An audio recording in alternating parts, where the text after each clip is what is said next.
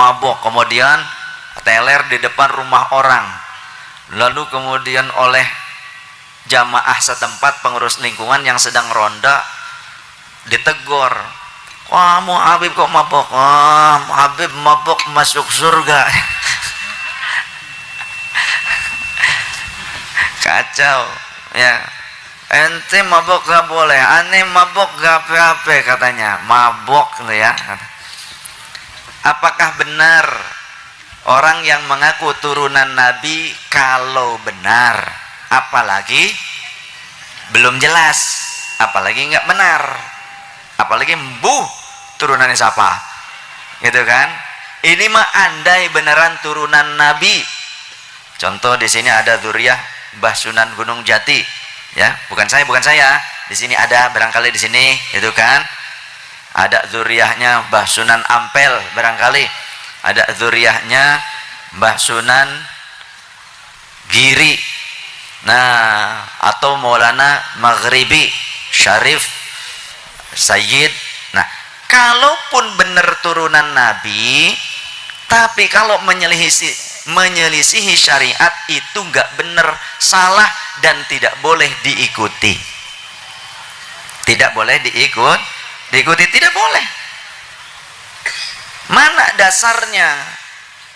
Karena sekelas istri Nabi saja itu diancam oleh Gusti Allah. Kan sekarang banyak tuh orang ngaku turunan Nabi tapi melegalkan kezoliman. Ke kiai meres, datang ke kiai, aneh mau ngadain maulid nih, ente mau bantu berapa? Dikasih oleh kiai 300.000 diamplopin, pas dibuka 300.000 dilempar ke muka kiai.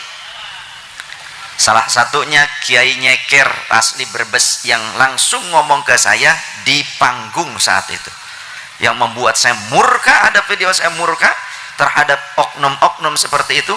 Karena apa? Karena para ulama yang berjasa mengislamkan masyarakat, yang berjasa ngajarin Quran, jadi ngerti kalamnya Allah, bisa baca dengan tartil, mengikuti kewajiban Allah, warattilil Qur'ana tartila. Kiai yang ngajarin wudhu, yang wudhu adalah syarat keabsahannya sholat, kalau tidak sah wudhunya maka tidak sah sholatnya. Ngajarin sholatnya yang benar, itu mereka para kiai-kiai, para ustadz-ustadzah, para ulama, mereka yang punya jasa besar, tapi mereka dikerdilkan, mereka dipecundangi di negerinya sendiri, seolah mereka tidak punya peran untuk mengislamkan bangsa dan negara Indonesia. Maka saya murka dengan orang-orang yang seperti itu, nggak tahu diri, ya. Mohon maaf, andai itu saudara saya sendiri pun saya tidak akan setuju dengan perilaku seperti itu. Jadi seringnya saya mendapatkan pengaduan itu dari para kiai, dari masyarakat. Itulah yang kemudian menghantak jiwa saya untuk membahas secara syariah. Nah, sekeras istri Nabi saja, karena mereka selalu menggunakan dalil, kan dalilnya ada, Habib mabok gak apa-apa. Kemudian ketika saya di Majalengka ngisi, kiai yang ngundang saya cerita, sehari sebelumnya didatangi seorang Habib yang katanya bawa kiswah makbaroh Nabi, pengakuannya begitu, ya, kiswah itu kain penutup. Oh, ini kiai katanya silakan dicium. Nah, ente kan sekarang sudah menciumnya, ente kalau ingin berkah ini tetap lengket menempel kepada ente harus mengeluarkan uang sebanyak 33 juta. Ini bukan katanya, saya boleh bisa ya ketemu langsung dengan kiainya, langsung nanti saya ajak, yang ngundang saya kebetulan. Jadi diminta 33 juta. Kemudian ada lagi yang di Brebes, ketika 300.000 dilemparin, lalu Bib harus berapa katanya. Ente kalau bukan karena datuk aneh, ente nggak bakalan jadi kiai katanya. Nah terus ente turunannya nggak jadi kiai gitu kan. Berapa dong Bib? Uang yang merahan ratusan ribu, sejumlah Asmaul Husna 99, jadi mintanya 9.900.000. Ini nyata di Brebes tuh, yang 99 itu di Brebes kejadiannya. Masya Allah. Lah kiai cuma hasil daripada ngajar ngaji, kadang juga mereka harus nyawah, harus berkebun. Ya. Banyak korban di sini di Brebes. Nah, ini ada korban juga, Pak Yai, Masya Allah. Jadi mulai sekarang kalau ada orang yang bertindak seperti itu, bagaimana sikap kita? Lawan. Setuju? Kalau ada yang mengintimidasi ulama, kiai, memeras kiai, apa yang harus kita lakukan? Setuju. Kedua nih, wis saya wis wani wae kagok wani wis. Jangan mau, jangan takut kualat. Memeras masyarakat, memeras umat itu halal apa haram menurut syariat? Haram. Uang hasil malak itu halal apa haram? Apalagi nyuri dari masyarakat, kambing orang diambil dengan alih-alih untuk maulid, halal apa haram? Haram. Haram. Nah gini, tindakan memeras dan mengintimidasi itu tindakan yang sesuai syariat atau bertentangan? Bertentangan. Dapat pahala apa dapat dosa? Dosa. Baik, kita coba pelajari dari Al-Quranul Karim, kalamnya Allah Ta'ala. Kita ini orang Islam, nggih? Orang Islam, kitab sucinya Al-Quran. Mereka melakukan tindakan itu, melegalisirnya, menghalalkan kezaliman itu pakai dalil. Dalilnya surah Al-Ahzab ayat 33. Innama yuridullahu liyudhhiba ankumur rijsa ahlal baiti wa yutahhirakum tathhira. Wallahu wa rasuluhu a'lam bimuradi wa makna.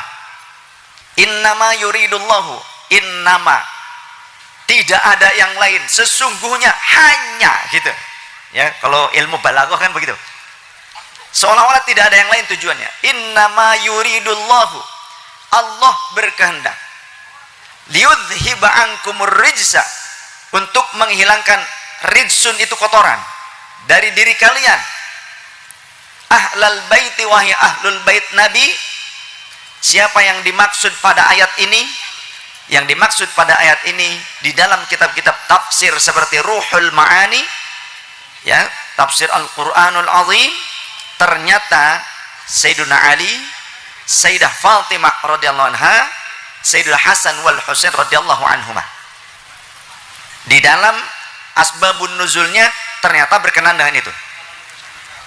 Nah, nanti ada sangkut pautnya dengan istri-istri Nabi juga, karena ayatnya berkesinambungan dari ayat-ayat sebelumnya.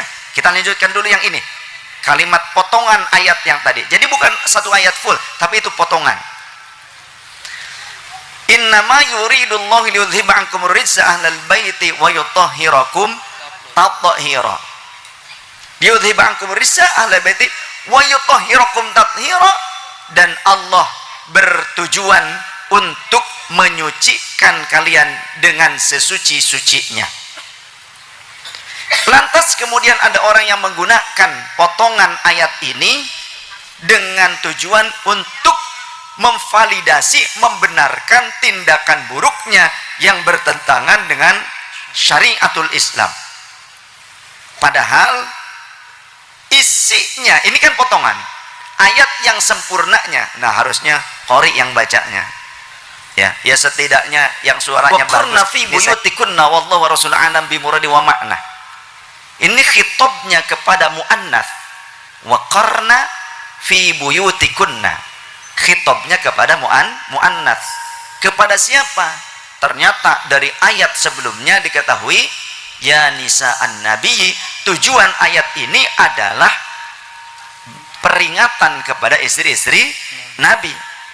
Istri Nabi yang hidup serumah dengan Nabi, yang ngelayani Nabi, ngeladeni Nabi, bisa dipeluk dan bisa memeluk, bahkan bisa melihat aurat Nabi. Lah kita sekarang bisa nggak seperti itu? Nggak bisa. Sekelas istri Nabi yang sangat disayang oleh baginda Nabi saja, oleh Allah diperintahkan waqarna fi buyutikunna, wahai istri-istri Nabi, berdiam dirilah kalian di rumah-rumah kalian. Untuk apa? Menjaga diri kalian. Wala tabarrajna tabarrujal jahiliyatil ula, Dan jangan kalian bersikap seperti sikapnya orang-orang jahiliyah, wanita-wanita jahiliyah, dalam cara berpakaian, dalam cara berbicara, bersikap, beretika. Jangan seperti wanita jahiliyah. Tuh, ini istri Nabi.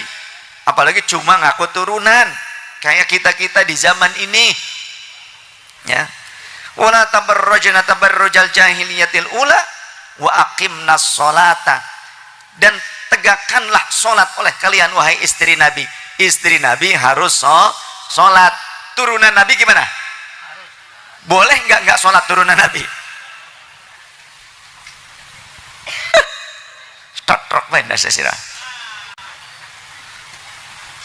Ada ini kenyataan juga di Majalengka. Pas namu waktunya sholat kemudian adzan, ayo ke masjid kita sholat, ente aja yang sholat, Habib mengenai sholat ya asup ke surga, gitu ngomongnya. Ini kejadian waktu saya ke Majalengka, ya, laporan dari kiai setempat. Astagfirullahaladzim, rusak ini nama keluarga Nabi, rusak kesucian ahlul bait Nabi, rusak dengan orang-orang seperti itu. Ya, ahlul bait Nabi yang dimaksud Sayyidah Fatimah radhiyallahu anha, Sayyidina Ali karramallahu wajhah, Sayyidina Hasan wal Husain radhiyallahu anhuma. Wala tabarrajna tabarrujal jahiliyyah ula waqimnas sholata wa atinaz zakata. Wahai istri-istri Nabi, tunaikanlah zakat. Artinya harus berbagi. Jangan ini mengaku turunan Nabi malah malakin. Ulama yang harusnya disayang oleh kita diperhatikan. Mereka yang berhak mendapatkan infak dari kita. Ya,